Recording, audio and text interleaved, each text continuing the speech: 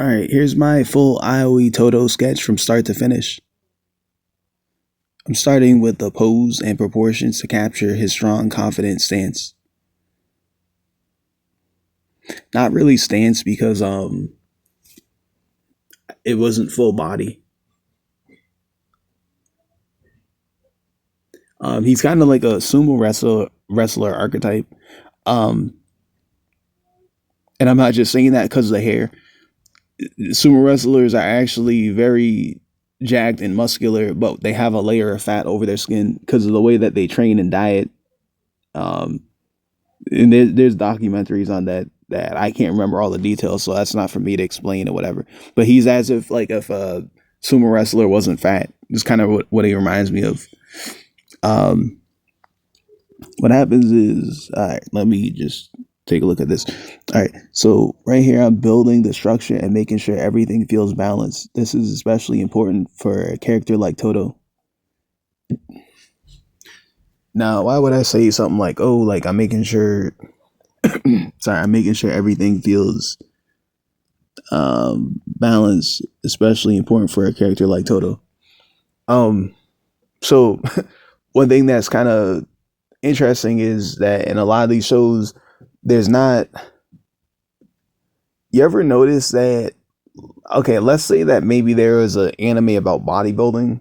Then, if there was an anime about bodybuilding, maybe you see more people built like him. But um, a lot of anime has or let me word it like this.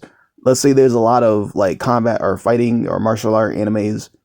Well, if you notice, and this is not just a stereotype, this is a real thing, but people who spend their life training combat, they're more lean and ripped. They can be big, but you have to train on purpose to be big. But like if you're training just to be good at fighting, it doesn't make you big and bulky. And I'm not even gonna talk about like, oh, like because mass holds you back or whatever. Like that doesn't have to be applicable. But like, yeah, if a person has more mass, they have to train that mass to become more efficient. Um, and that's gonna take way more time to actually build that mass that doesn't go away, like because it's a part of them, and then train to become efficient enough that they can use that mass doesn't hold them back and tire them out. And they can still execute their moves properly. You can do all that. It just takes more time. The more that someone accomplishes across the board in every area, the more you kind of have to like respect it because like that's a lot of training and dedication. But so what happens is the reason I say that is so in that show it's all about fighting and martial arts and all this stuff. And there's not a lot of big people there. Most people are slim and ripped. So the people who draw these characters or created these characters, they're drawing mostly characters like that all the time. Or people who draw the fan art, they're drawing mostly slim ripped characters, right? That's like their body type. Their body type is more um, ectomorph or mesomorph. So they're either like ripped, like mid build ripped, mid build even maybe jacked, especially with Sakuna being in the show. He gets, I don't remember all the details or whatever, but he gets like possessed by that thing, and then that thing makes him more muscular or whatever. But when he goes into the form where it's possessed him more, which is like, you know, part of the plot of the show, whatever, where he eats the finger on accident or something like that in the beginning. But and I don't even remember if I saw parts with Toto in it. But what happens is he's more big, he's more big body and built. But what happens is if you're drawing characters from the show and if you're drawing as many characters from this show as possible, you're drawing mostly people who are slim and ripped, and you can't even really see that they're ripped because they're wearing clothing that's covering their musculature. But when you see him, he's usually a signature thing for him is he rips his shirt off before fights, kind of like Alex from Street Fighter 3 or whatever, the game I streamed, or people might just probably know what character I'm referring to. And he's like the big, more bulky, muscular type, right? Now, when you're drawing him, it's just like anybody else. Like you pay attention to the proportions and how their body structure is and how you have to lay out pay attention to proportions before you. I'm doing in pen, so I really have to say that more for myself. But anybody who doesn't want to erase and just draw the thing correctly, obviously, same thing. Like proportions will be different. Broader shoulders. His body is broader all across, like his neck musculature, his traps, his biceps, triceps, forearms. Everything's more wide. So if you're looking at a reference, you can see that, and you have to pay attention to those. As you're drawing, like even the way the clothing sits on the body, and where the clothing will be placed, and where his shoulders are placed in relation to like where his neck is gonna be, and his facial shape, his hair. He has a broader face as well. He has a lot of didn't shade in his face, but he has marks on his face. So you have to, it's everything's broader. And it has to be proportioned properly so you get the character correct. So like if you're drawing a bunch of slim rip characters and then you draw like somebody who's more broad and bulky and muscular, like you have to keep in mind that you're not gonna, instead of drawing a line, instead of bringing your pen across the paper this far as you're drawing how broad the shoulders are, it's going to be a little bit farther. And the neck's going to be a little bit farther across, and the chin and the jawline and everything all the way across the body. And then if you're not using a reference and you're just good at art, so you're just drawing this guy as accurately as you can from your imagination, like you have to take all that into account, and then take into account, like let's say that I'm at the parts where I'm filling in details about specific like shading areas that I didn't shade, but I drew the shading area where the shading would have went. Or I'm drawing texture, a blend of texture or shading areas on his like forearms or parts of his shirt, or in his hand or his wrist or forearm. Like where, like how would you, even texture is gonna look different because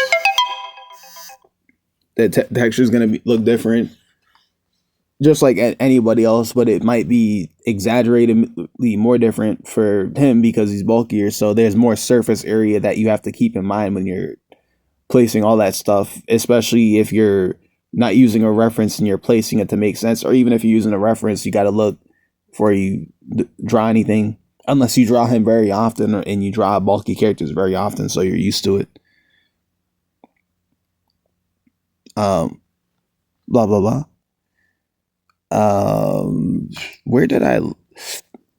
So random building structure and making sure everything feels balanced is especially important for a character like Todo. Now focusing on upper body and arms, since that's where most of his strength shows. True. He doesn't wear shorts. He usually wears pants. So yeah, that's where, and then he usually takes his shirt off. So yeah, that's where most of or literally all, where you see all of that. Probably for sure he doesn't miss leg day. I shouldn't have said probably doesn't. But like yeah, you have to just take into account like what type of character you're building, obviously. And then so this pose was he's in his school uniform. He has like the outer coat is unbuttoned, and he has his arm out of one of his sleeves, and he's holding like a pose where his hand's up closer to his face, and then his other hand is in its actual sleeve, but that hand is down, and then that hand would be going into a pocket from his school uniform pants. And I didn't draw anything lower than the upper, the mid torso. I didn't draw anything below that. Just draw his overcoat and his shirt and his arm and face and upper body structure for this photo. Excuse me. At this stage, I'm refining lines and cleaning everything up so the form becomes cleaner. Yeah, darkening all the outer lines so that you can see like, oh, this is the actual coat, and like, oh, that's his shoulder within the coat, and oh, that's where the neck of the coat stops, and that's where his actual neck starts, and then that's where his neck stops, and that's where his chin and jawline starts, and then that's his actual head shape. That's where his hair starts. That's where his ears start. You know, the darker lines, so you could see, or that's where he has fingers, and his hand is. Now, I didn't have to darken the outer lines, but it would just be kind of harder to see what's going on from a distance, obviously, because I didn't shade. Shading also makes it so that outer lines don't have to be darkened. And I'd argue that when you see these characters drawn on the show, the outer lines are not darkened. It's made obvious that, you know, you could see the difference in color between, like, if, you see a person's arm and then you see like the background is probably a different color than their arm. Obviously, the background's not the exact same color as their arm, or else even if the arm had certain shading on it or lighting on it, um, the arm would just start to blend into the wall. But they don't have to darken because they're just actually shaded and colored everything in.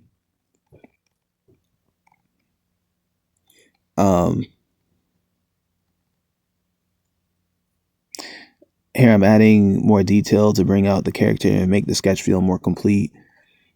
I'm now adding shading to give the drawing more depth and make it feel more alive. At this point, everything is coming together, so I'm refining the final details. And here's the finished Aoi Todo sketch, full strength and presence brought to life.